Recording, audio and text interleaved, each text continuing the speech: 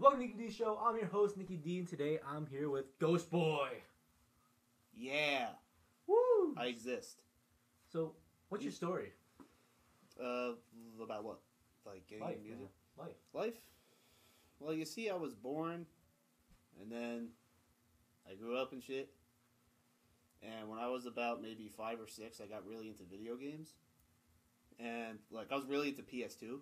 That's still to this day probably my favorite console ever. And, like, just took over my life for the next fucking maybe 10 years. What was your favorite game on the PS2? Oh, wow, that's a good question. If I had to take an educated guess, Ghost Rider Ghost Rider? was up there, or Crash of the Titans. I was a big Crash Bandicoot fan and shit like that. So I would probably say that stuff. And there was always music around too, like, so when I was that age, I was like listening to bands like Bon Jovi, Metallica, Linkin Park, Ozzy, Blink-182, shit like that. Bon Jovi was probably my first favorite band. I was like maybe 4, I think, when I heard them first. I just thought it was the greatest thing ever. And yeah. But interestingly enough, I didn't get super into music until I was 12. Like, wow. It was. What was your introduction? Like, to music in general? Or Yeah. Bon Jovi. Bon Jovi? Yeah, that was my first love. So I guess when we're talking about when I became like an actual music fan, my first favorite band was System of a Down. I was obsessed with them, like all throughout 6th grade and 7th grade and all that shit. And then I got really into like Slipknot, Avenged Sevenfold, even stuff like Bring Me the Horizon and like all that stuff. And yeah, just the typical metalhead journey of like, you know, Metallica, Maiden, Sabbath. And then middle school, that was a fucking journey. I found Music Choice. You've heard Music Choice, right? Oh, I know that. That's like the music video channel. Yeah. Right? I didn't have the channels though. It was like, or the channels. I didn't have the videos though. It was all just like. Oh yeah, it came like on a a playlist. like a radio station kind of thing on TV. Yes. I remember that. And so, well, actually, I guess I should say this first.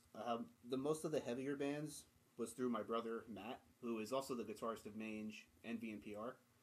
He showed me Suicide Silence, Cannibal Corpse, Whitechapel, and Cattle Decapitation and all this shit. And I'm like, wow, this is pretty fucking based. And I remember I was 12 and hearing Cannibal Corpse for the first time. It scared the shit out of me. I heard, I think the first song I heard from them was I Will Kill You from Gallery of Suicide. And I'm just like, what? They're gonna kill me? Yes. It was horrifying. I think it was in 7th grade when I listened to like bands like Death, what else? Obituary, Mayhem. And I was like, yo, these guys are crazy. I never want to be like them. Yeah. It's weird hearing Gutturals for the first time. Even Suicide Silence, I was pretty, like, what the hell is this? Like, going from, like, Slayer, Pantera in 5th grade, all the way to, like, all those, like, death metal bands in 7th grade. Like, I had to actually take a step back and, like, like, lessen my listening of, like, metal. For, like, a good, like, 3 to 4 years. Dude, my transition to that shit happened really quick. It was, like, the end of 6th grade into August of that year. Just hearing shit like Metallica and then Cannibal Corpse, and I'm like, oh. And then eventually I'm like, oh wow, this is actually pretty fucking good. And Music Choice, I got really heard a lot of like good deathcore and metalcore bands. I found bands like Chelsea Grin, Upon a Burning Body, The Ghost Inside, and all the old school bands too, like Shadows Fall, All That Remains. And I'm just, you know, I just started to dive deep into heavy shit, you know? Yeah. And when I think of Upon a Burning Body, I think of that one song they did with Ice-T. I forget what it was called, but it's always in my head when I think of them. Maybe it was the Turn Down for What cover? Yeah. Oh, was he on that? Yeah, he was on that. That was like the main thing. Oh yeah, Punk Goes Pop was another thing. The first time I heard August Burns Red was their cover of Wrecking Ball. Me and Matt listened to it, and we were dying laughing. Well, the Punk Goes Pop is crazy, bro. It was, yeah. It goes dummy hard for no reason. It did. And that was like, that's when I first heard covers too. Like, yeah, I'm like, oh cool, metal bands can cover pop songs. Yeah, man, they cool. Cover anything. If you're a metal band, I mean, the talent-wise, you can really cover anything. Make it metal. Yeah. Oh shit, I skipped another thing. So I think it was like later that summer too.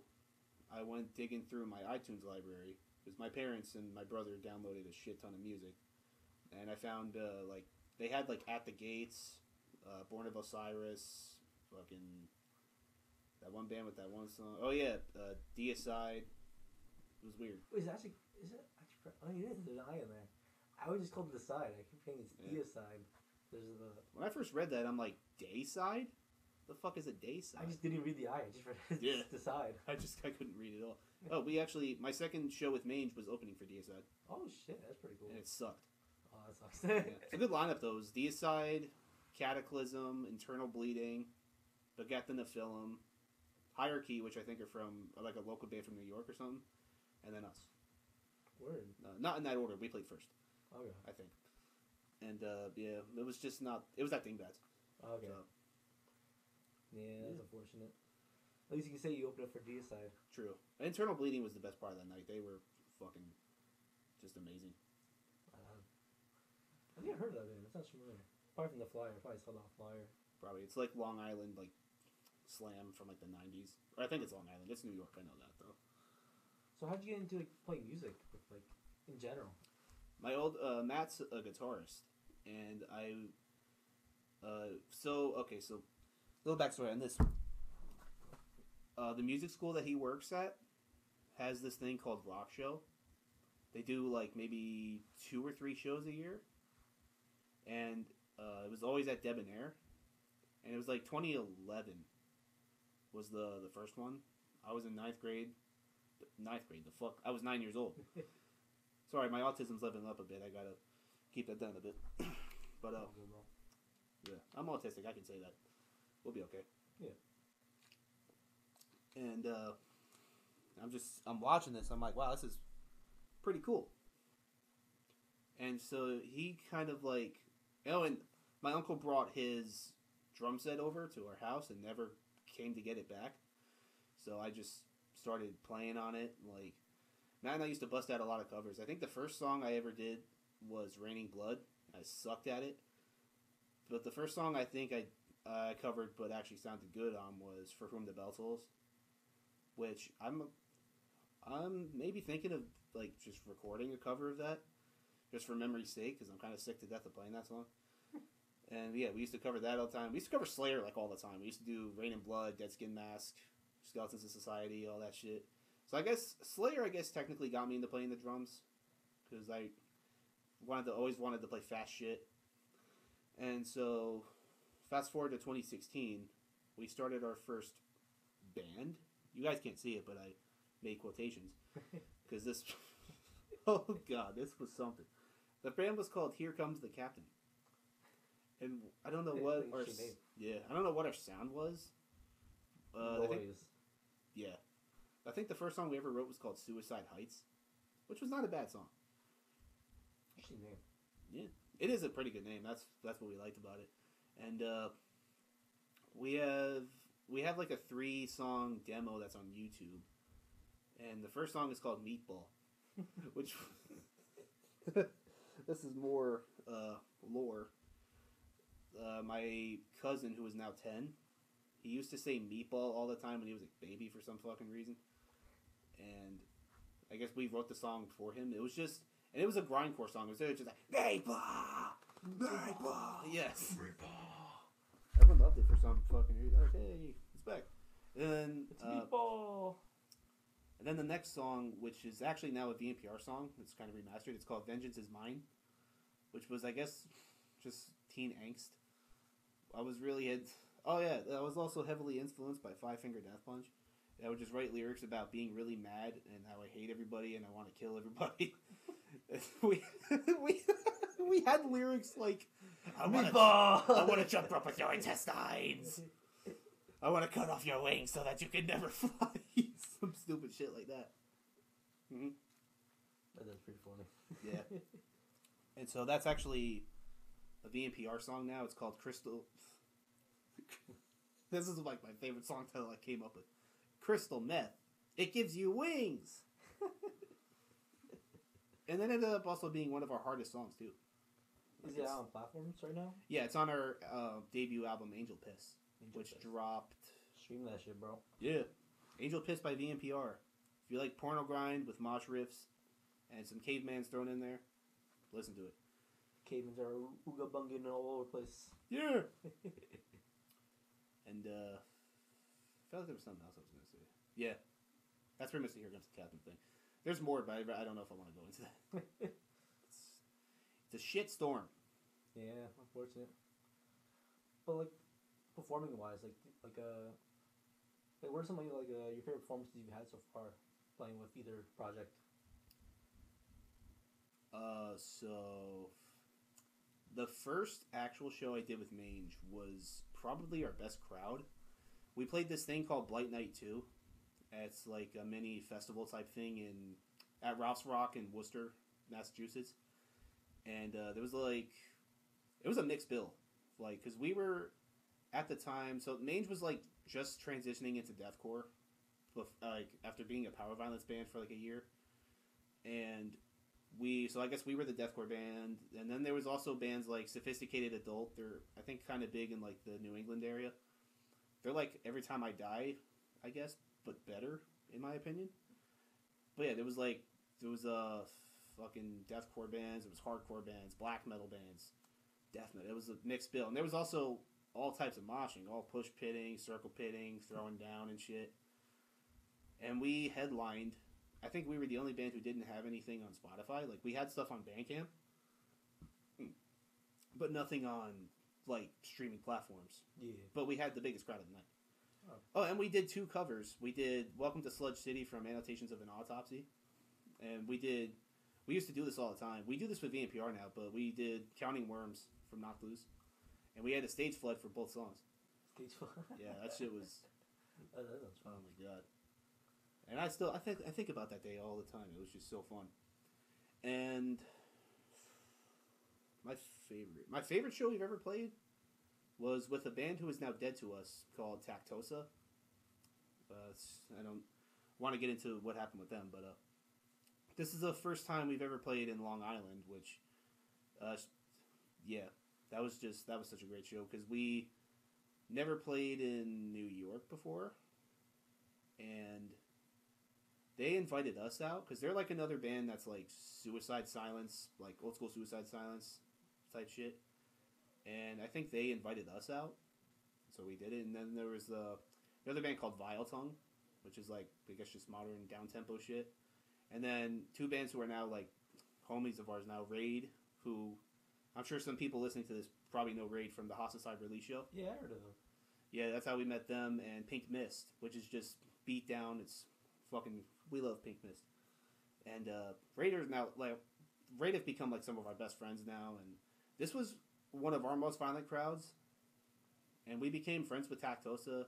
And it really hurts knowing everything that happened in August. I don't want to go into that, but yeah, that was probably my favorite show we played. Word. You know, we got a show coming up December. Oh, this will be out before that? Yeah. Okay. I want to make sure because if I promote it this Sunday. Oh, word. Shit. Promote everything. December 29th, we have New Year's Massacre is what I'm calling the show. New York Massacre, baby. So I'll go from bottom to top. Some of these bands, people listening to this already know. Shrapnel Wounds, Grindcore with Marsh Riffs. I mean, they're fucking sick. Been on podcast too already. Yeah. That was a good episode. I actually liked that one a lot. And VNPR. After that is Redwoods, who you people also know. Also one of the hardest bands to come out of the scene. I love them, man. They're fucking awesome. Yeah. Drop that EP for fuck's sake. Fucking motherfuckers. And I'm super excited for this. Summon the Plague from Long Island. If I was to describe their sound, it's like straight out of 2006, like Bury Your Dead, Hatebreed style, like hardcore, metalcore type shit. It's, oh my god, I can't fucking wait. Because this is their, I think, 2nd time in Jersey. Oh, wow. But their first, like, regular club show, because they played, like, a festival last year, I think. So, yeah, I can't wait for them. And headlining, our brothers, Abscess Pool. We love Abscess Pool, I think. Kind of, not really. Yeah. They haven't headlined the Jersey show in, like, a year and a half. So this is going to be great. It's going to be a good crowd. Suncrest has been building up recently. Yeah. I've really pulled that place really from the ground up. But the owner just opened the place like a year ago now. Oh, it's been around for that long? Yeah, only a year. So I didn't hear about it, I think, until that one show got announced. I think that one Final Girl show. I booked like three shows there with Final Girls. One with Bastardine. I don't know. I think it was like over the summer. It was I did one with Bastardine and one with them and Killing Pixies. Shit. I'll have to do some research, I guess. But yeah. And I remember going to the Redwoods release show, or what was supposed to be the release show. Their hype party. Yeah. And I'm like, wow, this place is like... You ever been to Boulevard Bar and Grill before? I've heard of it. I've never been there, though. Oh. It's funny, like a town over from me. Oh, really? Yeah, I live in Fairlawn. Oh, Over the park. So it's like... The Boulevard Mosh area... The Mosh area there is like the same size as the Seven Crest as a whole. Yeah, that makes sense. Yeah, it's a small venue. Yeah. I mean, I call it like mini Debonair, or like a meat locker version of Debonair. Yeah, only without the bar. Oh, the bar's closed when the show starts.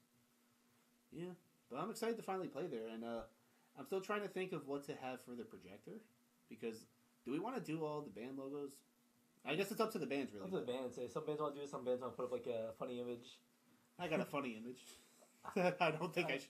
I still love the Goat Penis one from the last show. I forgot what that was. It was the Final Girls logo crossed out. That's Goat right. Penis. Oh god, that reminds me of the when they had that show with Final Girls and Nailed Shut. It was like Nailed Girl Penis. You're stealing my ideas. Kidding. I think they wanted to do like a show. It was Final Girls, Goat Penis, and I think it was Killing Pixies. It was Killing Goat Penis. I don't know, Killing Goat Girls or Killing Girl Penis. Killing Goat Girls? What the fuck? Or Killing Penis Girls. Killing Girl Penises. Killing Goat...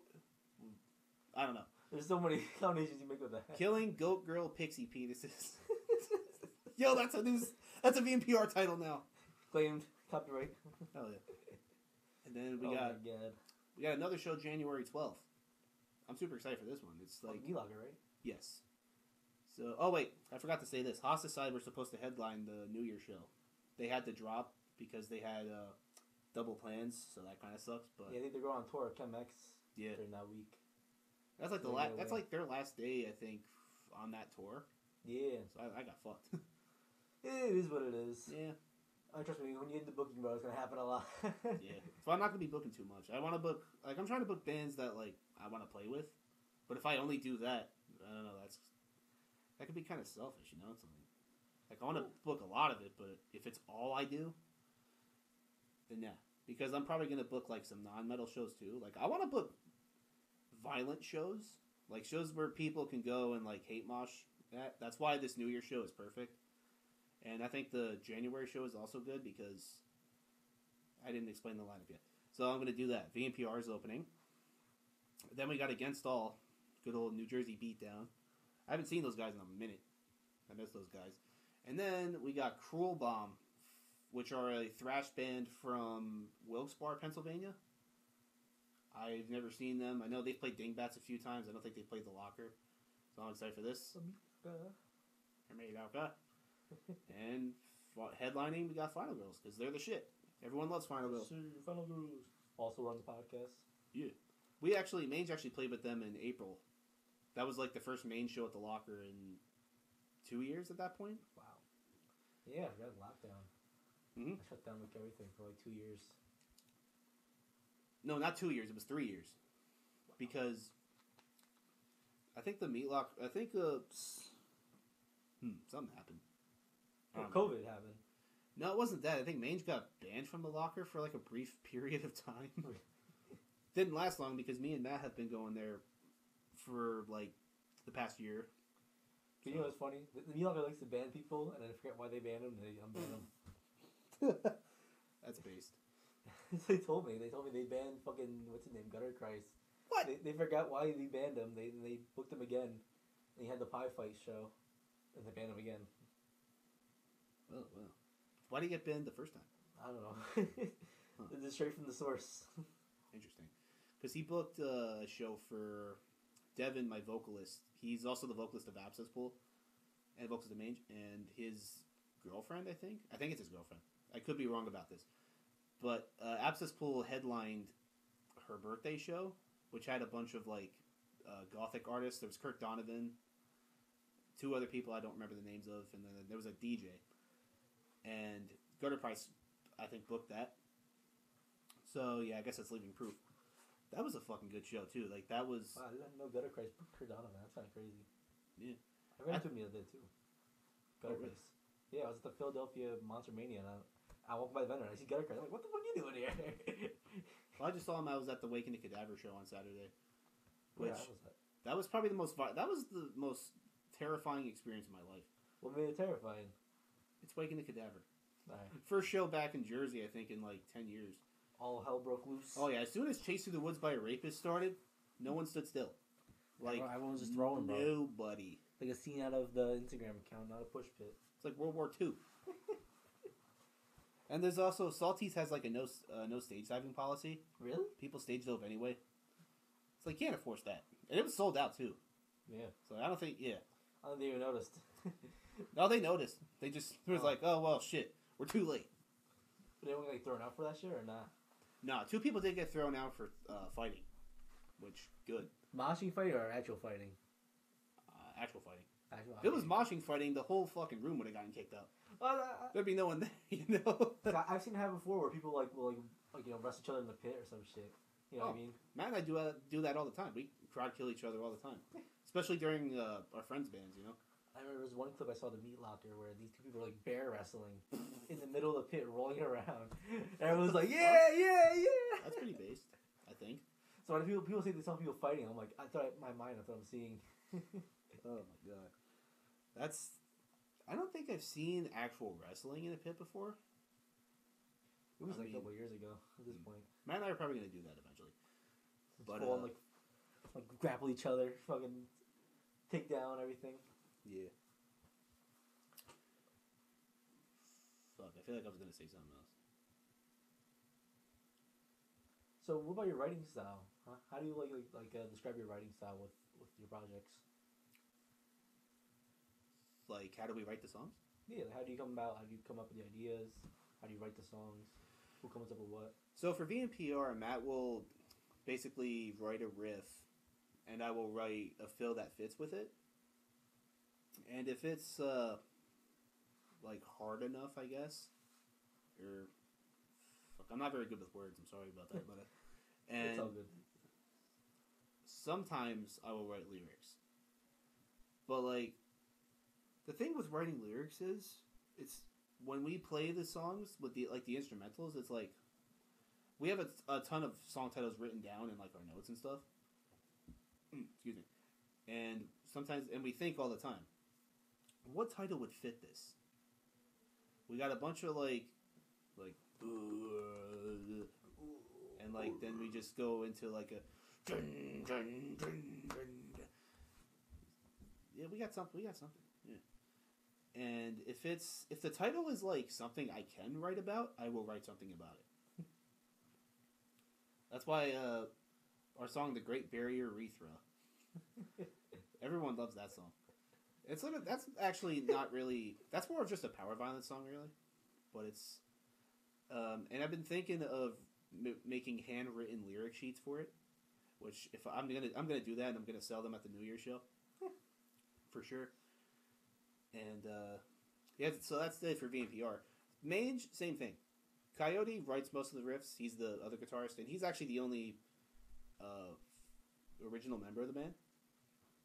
But he moved recently, so we're not really super active at the moment, aside from a couple shows we got coming up.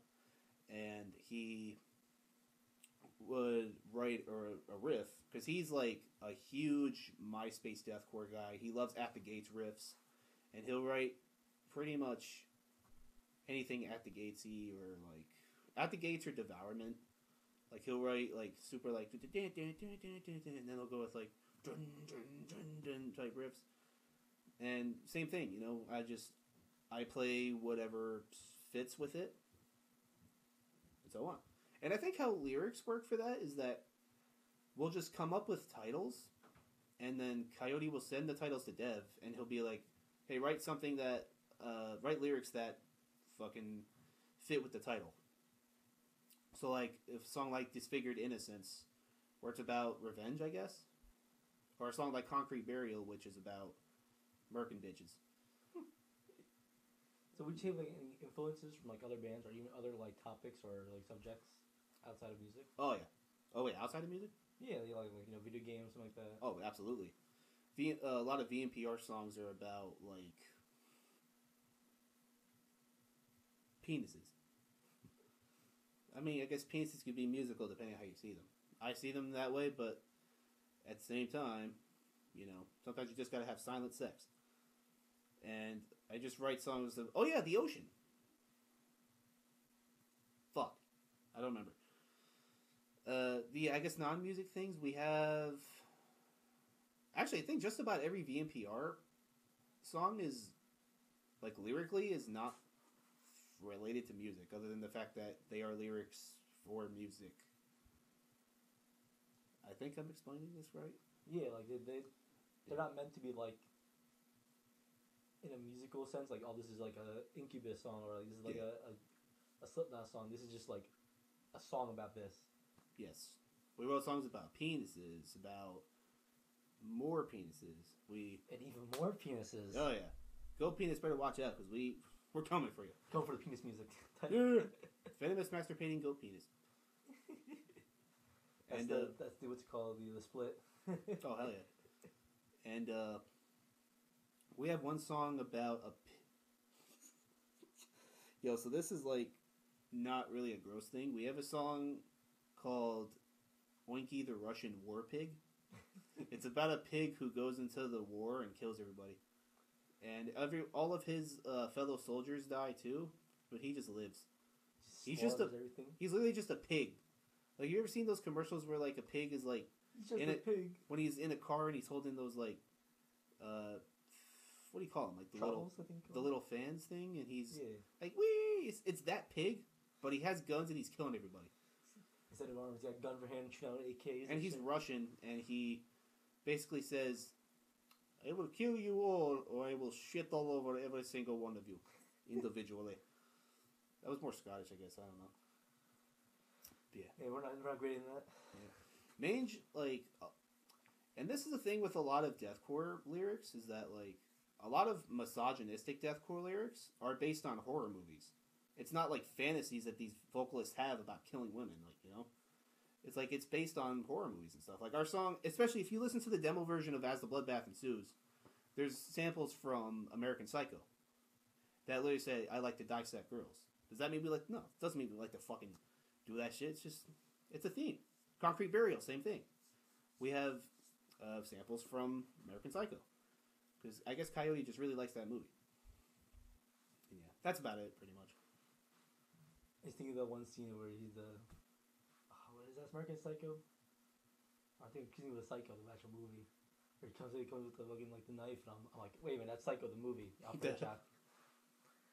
They're both good movies, though. You put a Psycho in your movie title, and you're gonna get an absolute hit of a fucking movie. Yeah, pretty much. But going on like that, like, what are your guys' plans for the coming year? Both projects. So Mange is actually up in the air right now. We're gonna decide that, like, soon, really. But for VNPR, we're just gonna, do more shows, release more music. And Angel Piss actually doesn't have a lot of mosh riffs because it's all like, I guess this is more lore for Ghost Boy. VNPR has been a thing since 2019, and we started as a bass and drum power violence duo. Terrible. And we had songs, it was all power violence, so, not a lot of mosh riffs. And actually, the first name we ever had was Cunt Grinder. It's like KVNTGRNDR. But then we changed it to Venomous Masturbating Pig Panther. And so, our plans for the coming year is to release more music, do more shows. And hopefully, if we get to that, I guess if we gain a big enough following, to maybe do an album release show. We do have we have 2 plans for an album release show, but we don't plan to headline either one. Because we're not ready to do that, and I don't think we will be at that time. I think if you're doing an album release show, you can headline it. Yeah, but you don't have to, though. I mean, a lot of bands in Long Island do that. Like, I know Psycho Enhancer is... There's this thing called Beatdown Mania. Yeah. It's like all hardcore and, like, slam bands and stuff like that. Beatdown, I think Psycho Enhancer is, like, 4th to last, and that's, I think, supposed to be their album release or something like that. Okay. Which is pretty cool. So I was thinking of, like... I was thinking of doing 2 shows, one in Long Island, one in Jersey. Yeah, just have a bunch of homies on it just to celebrate the tunes. Yeah, man.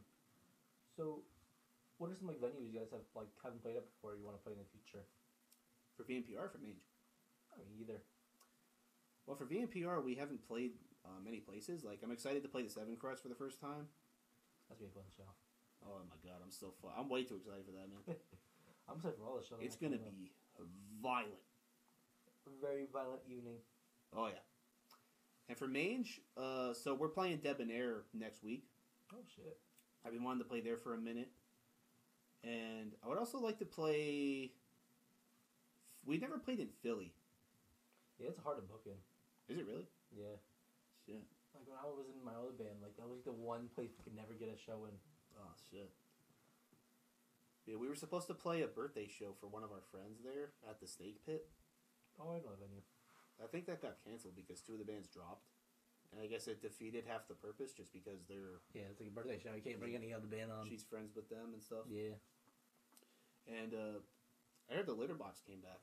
Did it come back? I think it's in the process of coming back. I think it's being renewed or some shit. I don't know. They've been saying they're coming back for a minute now. We actually played there last year. It's the last time Abscess Pool headlined in Jersey. Everyone left after the second band. Awesome. But still a really fun show though. But but we're talking about venues we haven't played yet. I gotta think about this for a sec. I would love to play Salties. That was a really cool venue. Yeah, it's interesting. I actually just booked my first show there, I think in January. Oh, weird. Did that get announced yet? I think so, yeah. It got announced. It's for Chemex's tour. It was one of their tour dates. I booked that in Salted. It was supposed to be at LA Vision, but then owner had to be a fucking douchebag weirdo, and so I had to cancel those dates, and I moved, instead of canceling the Chemex tour date, I just moved it to Salties. So I figured out my cousin's friend's friend is like knows how to book there, or is the guy in charge of booking there. So I just got a date there, like me lager style. Hit up, ask for a date, boom, booked. That's pretty tight. Yeah. But yeah, we'd like to play there. Fuck, what else? I would have said House of Independence, but then all this happened. Yeah. And it's sad. That's where a lot of shows got moved to Salties. Oh, really? Yeah, a lot of the big shows, like that's why you saw like Tsunami playing there. That's why you saw Incendiary's playing there soon. probably. I know they literally push all the shows to Salties pretty much. From what I heard. Smart, because Lake Como and Asbury are not far from each other at all. Yeah, exactly. That's why I remember that Final Girls Hosticide show at LA got announced. I was kind of nervous for that show because it was like the same day as Waking the Cadaver. I'm like, oh god. What are you also had the people going to go to beef this? show too at V-Locker. Yeah, I saw that too. But I didn't say anything. I don't say anything because he's like, I don't want to be disrespectful. It's like, Yeah. these are all great bands, but like, when local bands play the same day as big bands that are, I guess, not always the same genre, but adjacent to the genre that the band is, it could hurt draw. Yeah, definitely. You know. I mean, the thing is, like, sometimes like when you book these shows, you don't even know what these shows till like literally like last minute. Oh my like I remember I booked fucking one show in August, and it was at the Meat Locker. And I was doing a hardcore date, and I booked it like all the way in like March or like I booked it like it was January because it was for the all around tour date. I was a mixed bill, get like all hardcore bands, get some like similar sounding bands, alternate rock. I want to go crazy with it, and then literally in May. Lamb of God announces their tour, and they're coming to the Belmont Theater on the same date. I was at that show. Yeah. And I actually went to the Locker afterwards, and I like... Yeah, I was like, all right, I'm not booking hardcore bands. I didn't even know there was a show happening. I just hear Chemex playing. I'm like, oh shit, that's Chemex. Yeah, it was Chemex, Young and Doomed, Your Shape Undone, and Public Disturbances. It's pretty cool. I'd like to get Young and Doomed on a show. Yeah, they're cool people. I love Young and Doomed. Yeah, they're pretty sick. Best band. The first episode I did, by the way. Oh yeah, that's right. Almost a year now. Holy shit. Yeah, they just dropped their EP a couple weeks ago. Yeah, mixed by Deathwish. What? I thought it was called Till Death Do Us Part. No, it was mixed by Deathwish. I mean, mixed. Oh, yeah, he mixed it. Yeah, Shit. he mixed and produced the whole album, EP. That's pretty tight. I remember they killed it at the Chemex show. The one that was like their singer's birthday show or something, right? Chemex's singer. Adam, yeah, his birthday show. Oh yeah, it's September 4th. That was a good show. For a Monday, it was packed. Holy shit, bro! You're telling me, man. I was like, all right, maybe we'll get like 100 people. Fucking almost 200. I was like, holy shit. Yeah. I will never get over the fact that they paint the locker green. That was a weird experience. I think Reconnaissance did that. Was it? I think because I thought Roy just did it.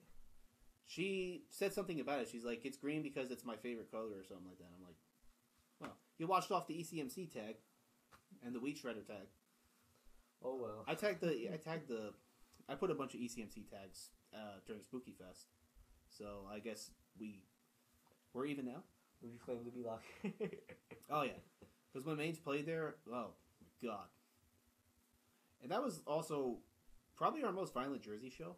Was that show with Final Girls? That was the strangest show we ever played too, but everybody was great. It was Final Girls, Reconnaissance, and Call Ahead, which is like a punk band or something. I think we were the only us and Final Girls were the only metal bands. And so everyone in Mange, we're all moshers. We like to throw down and shit. And Reconnaissance always, I'm not a huge fan of Asking Alexandria, but she always covers Not the American, or from the 2 shows I saw of her, she covered Not the American Average, and which was pretty cool. And her fans were not happy when Coyote and Devin started just murking everybody for that cover. And I was loving every second of it. Oh, my God, crowd killing. Yeah. These crowd killers, man. Yeah, that was such a good show. I won't forget, man. I think it was at the Seven Crest show. Because at the Seven Crest, the walls on the right side, when you walk in, it's all covered in soundproofing. I finally just convinced the owner, the other week, to get rid of the second layer, or the bottom layer, and just paint the wall. That's perfect. Because when people mosh, I had to put the little thing up to try to block people from hitting the wall. Yeah. Because those panels are so fragile. There's been times where last show, the November 10th, 2 panels came off completely, and I had to put them back on. I had a staple gun. I had to staple back on. I saw Kaz holding one from Go Penis. Usually get to hide trying to take. I was like, no, I need that. I'm not trying to get fired. Wow. That show was crazy because the toilet seat came off. What? The fucking door lock came off, and I had to fix all of it. And I did it all in Was this from the pit? No, it wasn't from the pit. I was about to say it was moshing out to the toilet. The toilet seat is just a fucking shitty toilet seat. Yeah. And the door hinge, because when people open a door, they don't close all the way, and then the lock will just lock itself for I don't know what reason. Word. And when people are opening the door and they have the lock open, it pushes the fucking lock out. That's fucking stupid. Because it's not like a lock that's installed in the door. It's like a security system lock kind of thing. That was also a violent show. Yeah, a very violent show. That Domination cover, oh my god. I was not. That breakdown coming, and everybody was going off. At that times too, that was basically Waking the Cadaver. Yeah. During Chase Through the Woods. I believe that, man. That was a good show. I saw someone get kicked in the head, man. I was like, oh my bro. I think I got punched in the ass during Hosticide set. I don't know how the hell that happened. Hey, you're a pretty big man. I am. There's some pretty small people can come in and just start, doing their... It was probably Dan. Obviously he didn't mean to, it's pit shit. Yeah. Shit happens. No pun intended. I was seeing videos of Dan where he's fucking going hard, swinging the arm back, doing all the arm movements, the two windmill arms. If I wasn't fat, I'd probably start doing cartwheels more often. Cartwheels look crazy when I see that shit. I'll see someone I see people all a jumble of people, and I'll see someone just legs go in the air. I'm like, what? I almost did one for Body Box when they played at Dingbats with Crowbar.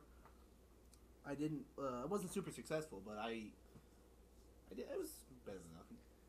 Yeah, as long as you're having fun, man. That's all it's all about. Yeah. Going to these shows and just being yourself, having fun. Oh yeah. That's what it's all about. Nothing hates me. Nothing hates me. There's nothing I hate more when I'm throwing down or I'm two-stepping and someone pushes me. It's the push fitters. Yeah. Come on. That's the meat locker summed up in one sense. But it's the kids are having fun, and it's all kids who are still in high school and they just started going to shows, and this is they don't really have the best understanding of mosh culture, and this is their introduction to the scene, which I think is awesome. It's when I start booking there, I want everyone to feel safe. Yeah, exactly. That's my philosophy too, because I'm there to make sure everyone's there to have a good time. Everyone's there to feel safe. Yeah. That's really how it works. If you feel safe, you're gonna have fun. If you don't feel safe, you're not gonna have a fun time. Right. I always tell people, like, if something's going on where you don't feel safe, please, for the love of God, tell me. Yeah. Because especially meat locker, I'm way upstairs doing door, so I can't see everything. And Jackknife, he can only watch so many people. Like I really was so happy with the last show, the meat locker, because so then something came up and the band Beef, they came right to me. They and told me like what was going on, and I was like, listen, I'll throw them out and give them notice. Just let me know, because they were kind of like hesitant on it, but I said I just want to make sure everyone feels safe and comfortable. Was that the Gutter Violence Molotov show? No, that was a 11/18. It was. Oh, that was the Go Penis show. Yeah, Go Penis, Beef, Death Wish, Cyanide, and Chain Ripper. Holy shit, man! Cyanide and Chain Ripper, bro. They're bringing that old school thrash shit back, man. Ooh, that's kind of what Cruel Bomb's going to be doing for the 12th. Yeah, I'm excited to get them down here. they're from Michigan, Oh, Detroit, and Grand Rapids. Were they on tour? Yeah, yeah. Oh, weird. Their Jersey show was. They're supposed to be in LA Vision. That was the show that got pushed to the Meat Locker. Mange played there last year. It was no, not a lot of people came out. That was actually double booked too, because Funeral Doors, I don't know if you've heard of them. They Jersey? Yeah. They apparently had another show booked there. And I think a lot of the bands on that bill dropped. There was like two. It was like them and the Damned Longhairs. Both bands were really good. So they played first, and they actually brought some more people, so we got paid. Hey, Yeah. let's go. It's Getting pretty good paid is show. always a good thing. That's not that, and I didn't even know this until that show. That was not that part of Asbury is not a very good neighborhood. What? The near LA Vision, like across the street, is like really shitty. Not going to go into it though, but Yeah, I mean, Asbury Park for a while was not a great place until like it got really gentrified from the boardwalk. Word. Like even the down part became like really like a yuppie capital, I guess, of like New Jersey. Yeah. But if you go back to like 10 to 15 years ago, it was like urban as fuck. I guess the word is for it. Like my mom stayed there to see a Stone Pony show in a hotel, and the whole night all you heard was like gunshots and shit. Oh my god. It's like, that's how bad it was. It's horrible. But I guess it turned itself around with the thriving Asbury music scene now. Yeah. I think the last time I was there was in July for Under Oath and the Ghost Inside, and well, we didn't really get a good look at the neighborhood because we were just there for the show. Yeah. And also, I heard on one of the previous episodes, you're not allowed to mosh at the Stone Pony. No. What the fuck? There's the summer stage you're not supposed to either, but it's hard to control that. But the inside stage, they'll literally throw you out. That's just so stupid. Yeah, I hate it too. I remember I saw Regicide there at some point. I'm like what? I'm like, how you fucking even Josh was mad. He's like, you're not allowing us to mosh, you fucking idiots. Good. That's what should have happened when the Jimmy show. Oh yeah. I wasn't at the one with the Mortician All Out War show. I wasn't at that one. Well, I just never seen the videos of them fighting the fucking security. Coyote was at that show though, and he told me some shit. So how there was like a railing there? Yeah. It got torn down, and there was like bolts sticking out of the ground. And instead of cutting the bolts or attempting to drill them out, they hammered them in. Just pounding them deep into the ground. They can't get them out. Come on, man. I remember Jimmy telling me that fucking 2 security guards quit that night. Good. I mean, come on. I mean, what did you expect, man? This was all during All Out War, like the fight and the railing. Just hammering bolts deep into the ground. I don't know why there even is a railing. There's no reason for it to even be there. Maybe it was to like add leverage, I guess, so people don't fall into the door. I guess so, but I feel like you just put like a wall. Oh, there was also don't forget the platform was a little raised too. Yeah. So that kind of makes sense. Yeah. I don't know. I think I always told Jimmy this. I said if you just gotta if you remodel the place, you can make it into a huge money maker. You can make it to one of the biggest venues in North Jersey. He doesn't have insurance. He does have insurance. He does? Yeah, that's why he doesn't want to have the moshing, because the insurance will fucking go through the roof. Huh. One of my old friends, he told me they didn't, or maybe he just got it because In April, I was told he did not have insurance. Maybe he does. Maybe I'm lying with my teeth. And he also apparently doesn't own the pool table or any of the machines. I know. Yeah, that's true. He rents it. How the fuck? You rent a pool table. You don't rent it. Like he kind of like allows someone to put their pool table there, and they split the profits. Interesting. But yeah, I wasn't at that show, but I was at the one last year with Jukebox too. I was at the Mortician show last year with Dysentery, and during Dysentery set, that's when we learned about the no moshing policy, because Mange actually played there last November with the band called Departed. That was like one of their last shows with Departed, Grace, and a couple other bands.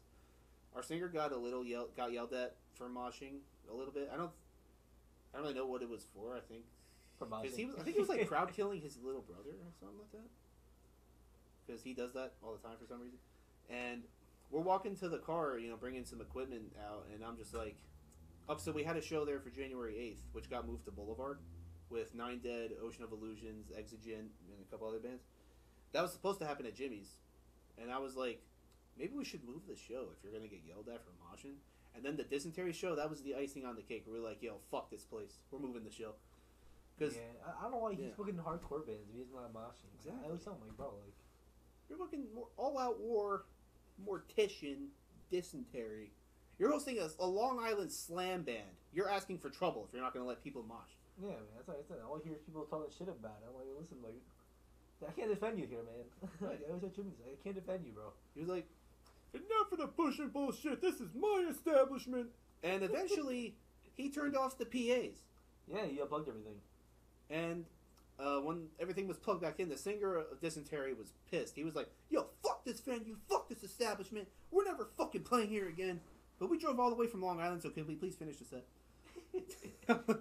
Fair. That's very fair, Steven. Yeah. I know, that show also sucked. Like... Can't mosh, what do you expect? No, Mortician sucked. Really? They sounded terrible. Maybe they didn't really give a shit because they're playing difficult when they can't mosh. I guess. There was smoke covering the entire stage area, so you couldn't see him. The sound quality was terrible, and you couldn't mosh. Dysentery was like... I don't want to say they were the only good band, because like... it was the Embludgement, the Crippler, and Lunar Blood. Missed most of Lunar Blood's set, but they sounded good from, like, I think the last two songs or whatever. The Crippler was not a fan. Nothing but respect for them, though. And Dysentery, well, I already explained that. Embludgement sounded good, but sadly their singer decided to be all like, alright guys, we gotta respect the space, I know it sucks, but this is the rules, we gotta abide by them, and nobody moved for their set. You know what's funny? I saw Satan and Venom Inc. at Dingbats I think a month ago now. And the fucking singer of Satan got pissed because people were moshing. What the fuck? I was stunned. I'd never seen it because they're just playing. I know he just walks off stage. And after the song ends, he comes on stage and goes, I am very unhappy right now. He's like, they're both British bands. Come on. And he's like, I am trying to perform here, and people are trying to enjoy the show, and people here are hitting each other, being violent, cruel animals. That's a very Dingbats thing to do. I don't know. Dingbats never had a problem with moshing, from what I remember. True. But it was just the singer. Even Venom Inc. made fun of it. They're like, I know the guy saying wasn't happy, but we don't care. Kill each other. Well, I'm saying that, like, a lot of, like, I guess you could say boomers go to Dingbats, and a lot of them don't like when people mosh and shit. I don't know, but I've seen, like, boomer bands, like, enjoy people moshing to their music. But it wasn't like people were crowd killing, which is like a shove bit. Yeah. That's another thing about Dingbats. Is like they host. I just saw Rose Funeral there a couple weeks ago. Oh, yeah, they're getting like crazy bands now because I think Michelle's working with Continental Touring. Yeah, Michelle's cool. I love Michelle. She's great. Yo, I found it the other day. I found it like a couple years ago. One of my good friends was her son. I didn't know this for the longest time. And so I brought up I said, yo, she's on a Dingbats show, and I was like, he's like Dingbats. Yo, my mom books that place. I was like, your mom books what? Yo, that's sick. I was like, it was like, there's no way. There's no way. That's tight. And Michelle was like, oh, you know my son? I was like, what? Yeah. Shout out Cosmo. I don't know if you're listening, but I love you, bro. Where's one? I don't know. And, yeah, and just like, every time, a lot of times when I would be two-stepping, some fuck-ass would just come and shove me. Like, dude, come on. Bro, it's worse when like the fucking, like, 400-pound drunk guy. It's just fucking superhuman strength. Just fucking throw himself around the fucking pit. I think he was at that show. Oh, he's at that show? At the Rose Funeral show. Then there was another instance when Undying Arms played there. I was at that show was the same day as All Out War, so I missed the All Out War show. And there was like a big buff dude like with this girl standing in the middle of the pit. And when someone would try to mosh, he would just push them away like that. Like, come on. I don't know why I didn't just snuff him. I didn't just be like, bitch. It's like, you come on. Wind up fucking right to the like you're ruining the show for people, dude. Like, it's a deathcore show and you're not letting people move and you're trying to play hero for your girl, but you're standing in the middle of the pit with her.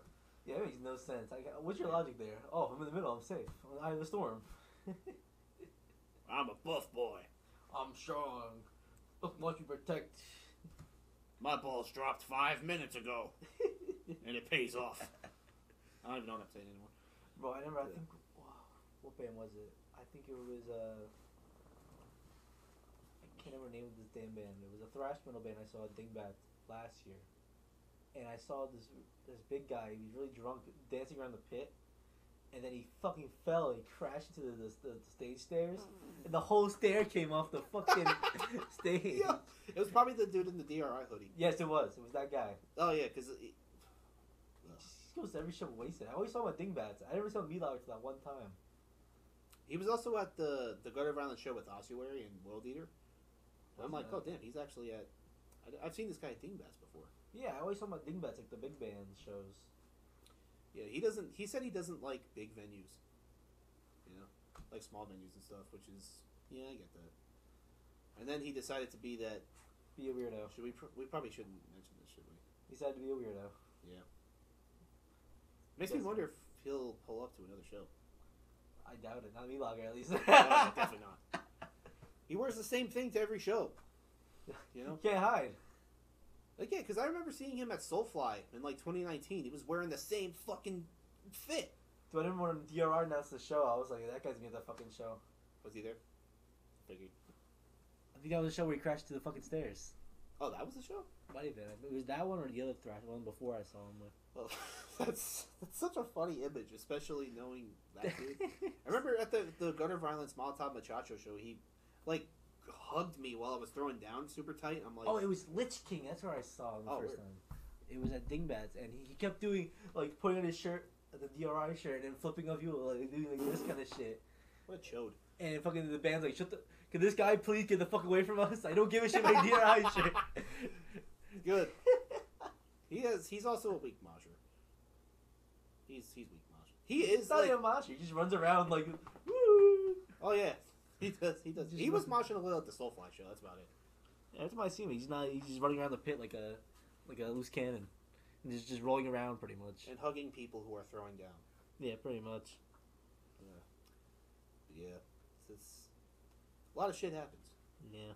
And it really sucks that there's venues out there that don't allow moshing. Like a lot of venues that don't allow moshing, it's because of like you don't want to get into fights or something like that. They the biggest reason I've heard for no moshing is because of like if someone gets hurt, they're responsible. Oh yeah, that's why Dingbats have those signs up that say yeah, but that doesn't legally hold up. I guess not. You can put up any kind of sign you want. That's not gonna make you void of any excuse. You know what I mean? I'm surprised I didn't get like injured at Waking Cadaver. I mean, I know my friend Skyler, who he plays in the band Sarcosuchas from Long Island. He got his teeth kicked in at a Fit for an Autopsy show. What?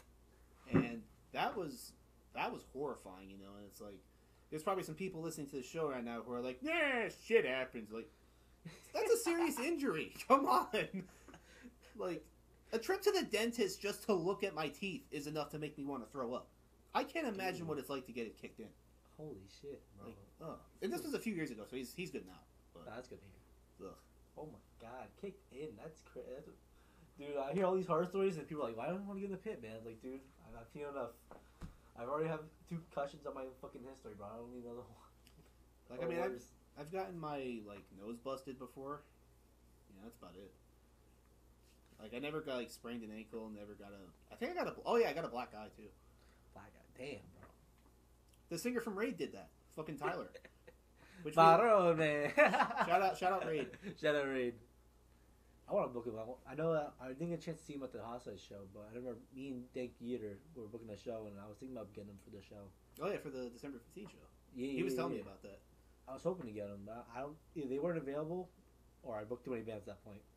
And I was like, listen, I'll book him another time. Maybe Seven Crest for the New Year. I tried booking them for the New Year show. Didn't work. Open your schedule, Raid, please. We want to book you. I think one of their members, just went back to school. Oh shit, yeah, I'll do it. So that's probably why. But you know what? Like, we've been friends with them for like a year and a half. The fact that Hostas, it's not the fact that they got him down here. The fact that they got him down here before we did. Because we got them. I mean, it's Hostile, man. Everyone wants to play Hostile. True. But we got them. Coyote does like a birthday show every year at his house, and they were on the bill. They were actually one of the few bands that actually showed up because most of the bands we got on were Long Island bands, and it rained really bad that day. So two of the bands had to drop. It still ended up being like our best like Coyote's birthday show. Actually, Brendan from Hostile was at that, so that was cool. I remember I booked this one band called MK Delta at Seven Crest. Oh yeah, that was at the Redwood show. Yeah, and they were like, they hit me up like, "Yo, we're only gonna show a Hostile," and I was like, "I'll see what I can do." You know, I'm not Hostile's manager. I can't just like wish him into existence. So like, oh, you're playing a show this day. But I was able to get him on the bill with the December 15th show with the Dink Eater X Alls and X fundraising show. I'm super excited for that one, man. That's a stack lineup. Cranial Damage, we got fucking Hostile, Regicide. Shout out Cranial Damage, we love those boys. Yeah, man. Another podcast band. I think too. I think a break from the Meat Locker was much needed for them because the last time they played there, The Shrapnel was the tour date. No, the last time was actually with May They Rest, Slam Witch, Nailed Shut, and Reconnaissance. Oh yeah, I saw that flyer. I was like, wow. Cranial headlined. A lot of people left after May They Rest. It was yeah. You know what the thing is? I think a lot of people think Meat Locker only has 4 bands. Chemex, Hosticide. No, not like that way. Oh, I mean, like they think like 4 bands only play at night. Oh, So yeah. people see 4 bands. Okay, time to go. You know what I mean? They don't. Yeah, some people don't like to read flyers. They don't. They just hear music. They come and go, oh, it's a show. Or they see, oh, flyer. There's that day. They don't read actually who's playing. They see, oh, flyer. Date. Yeah. Go Meat Locker. I'm trying to get Cranial on another show because Maine's played with them twice last year. We haven't played with them again since, and I miss it. Back from the Dead never happened. I'm not going into that. I'm trying to forget that they ever happened. But so they were actually. Oh yeah, they were supposed to play the New Year show. As soon as I sent them the flyer, it was like, shit, we're not available anymore. So Yeah, it's what it is. it's whatever. They were also. I also tried getting them on the January show.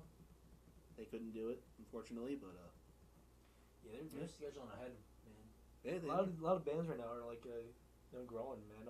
Ocean Illusion, they joined Continental. They joined what now? Continental Agency touring. Oh, that's the European thing, right? I think it's American. Oh, weird. It's the one Michelle works for. Oh shit, She's their fucking agent now. that's pretty cool. Cause I hit him up to play a show in Seven Crest. Like, oh yeah, we would love to, but you got to hit our agent. I was like, oh no. Come on. I mean, I could probably just do that, but I don't know. But I mean, it's probably like there's gonna be like a, a full-out contract and everything. It's just like all that work. It's just like, ugh. This is why, like, why do we need touring managers? Why just book the show yourself? That's why I'm going to school for business, so I can learn how to do contracts and everything, and know how to read them, how to uphold them. I guess. You know what I really don't get though, and I'm probably misunderstanding this. It's when some bands or venues only allow booking through email. Like, why can't we just hit you up? It's so much easier. I think it's more of like a organization thing. Maybe. Because I can't lie, I do booking through DMs and I get lost really quickly. Cause people DM from different places too. Oh, yeah. Like they'll DM me from my personal account or DM me from my podcast account by booking. I'm like, dude, I'm gonna lose this DM. Like I try to put in my account, I have like a spreadsheet with all the shows and everything, but like it gets so complicated sometimes. Yeah. The email, because like they have the subject matter, so you see, okay, what's the subject? Show off. They want a show. Okay, this is just about some flyer. You know what I mean? DM is not really that. It's just a DM. True. And another thing. Now this is stupid. When Scratch your gears. Yeah, when they do, allow me to hit through blah. When we do talk through, messages, and I asked, send your logo so I can make the flyer. And then they're like, oh sure, what's your email? Just send it here. It's an image. Well, actually, Come on. That could be like a file thing. Because Instagram fucks up the quality a lot. I know that. Does it? Oh yeah. So like a lot of people have like on their computer and they just forward you whatever the email. Like say like the graphic designer made it. Oh, they'll just forward the original image. I'm learning a lot today. Yeah, because a lot of it's like the the transparent background shit. Word. So like you'll put it on without having like crop everything out. Yeah. It works sometimes. I like it when it's like that one. Let's say the email. A lot better than like the shitty Instagram like 8-bit fucking graphic. Oh yeah, once you open it, you can't open it again. Yeah, pretty much. That happened with Cranial's logo, I think once. Because I do live music and stuff very unprofessionally, and I've got like. Oh yeah, YouTube channel. Talk about that. Oh yeah. I was watching some clips the other day about that. I sent Go Penis because they needed a clip of their performance for like EPK, and I saw you had it, so I was like, "Yo, use this for EPK." Oh shit! Thank you, Go Penis.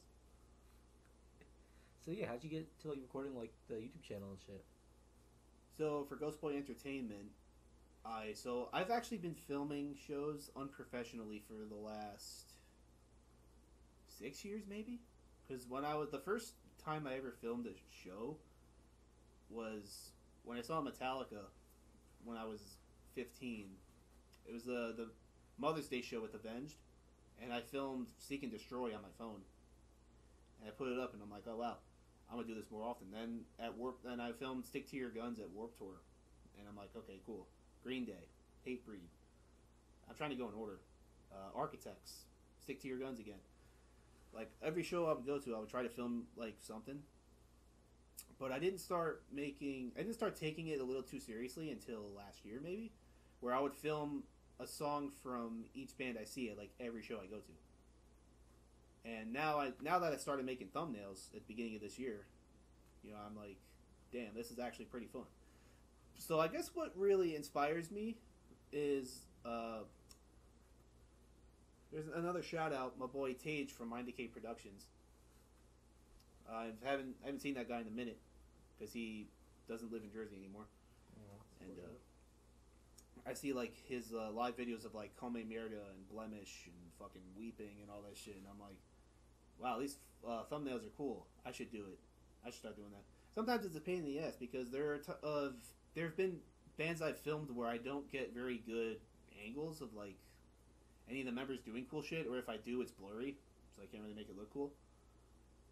Like for a lot of bands, it's easy. For hardcore bands, it's the easiest thing because if the singer is like making a certain pose, damn well, he will hold the pose for at least 10 seconds. So you have a good amount of time to get like a good thumbnail for that. Yeah, I've seen those things. Like Red Boys, he's putting the whole back into an arc and he's just screaming. That shit looks fucking sick as fuck. Especially when the room's all red. Yep. He's about to do a whole sacrifice in that shit, bro. Yeah. Oh, and Hey 5-6 obviously too. He's also an influencer of mine as well. So, why should people care about Ghost Boy? Because I'm a sexy bitch. That's why. I don't. It's a good question. I mean, I actually don't know. Yeah, I'm not really trying to answer that. I guess because I'm just out here doing shit. I like music, and I'm not just like I don't stick to one genre. I love metalcore and deathcore and death metal and grind and hardcore and all that shit. And I'm not part of a specific scene in Jersey. Like I'm part of the Jersey scene. I'm not part of the deathcore scene, even though I play in a deathcore band. I'm not part of the grind scene, even though I play in a grind band. Like, I try and make friends from every scene. I'm part of a crew, ECMC, but that's not really a scene. Or maybe it is. I don't know. But there's people in that scene that aren't really doing things with music necessarily, so that's kind of out of the equation. So I guess that's it. Yeah, for that at least. Okay. And I'm built different. He's him. I'm a high-functioning autist, and I've been thinking of starting a beatdown band based on that. I think that'd be very interesting. Oh yeah, but I want to get like more like high-functioning autists, like Marcus from the band Soul Debt. I'm thinking of getting him on board. Maybe Dom from August Guild October. You know, but the people like autistic, but also can take a joke too. You know. Yeah. That's another problem I feel like with the local scene, or like one of the things I don't like about the local scene is that a lot of people can't take jokes. And I just think, I do think, if you're coming from a malicious place, that's a different story. Yeah. But if you're just like, just being an everyday guy, cracking stupid jokes all the time, like, and you're not like out to hurt people or make people feel uncomfortable, it's like whatever. We're just having a good time. I tell fucked up jokes all the time. Yeah. But there's a lot of sensitive topics where people don't even try to make good jokes. They just like say, "Oh, this person got like fucked in the ass," whatever, or something like that. It's like, come on, dude. Get some originality in it, man. Yeah. Take some comedy classes, bro. I'm like the last person to try and cancel someone for a joke. Even then, I don't think I would cancel the person, but it's like, just want to educate them. Dude, come on. It's like, come on, man. I wouldn't cancel the person for a bad joke, but I also wouldn't really. I would openly disagree with the person. Like, there's ways to joke about sensitive topics that are funny, and then there's low hanging fruit. Yeah. It's like, come on, man, you can't. Like do that. that's what VNPR is. We have some really stupid songs. I let my autism take over. Like it's a party up there. Then that's not a good thing, but yeah. I think with that, NickyD out.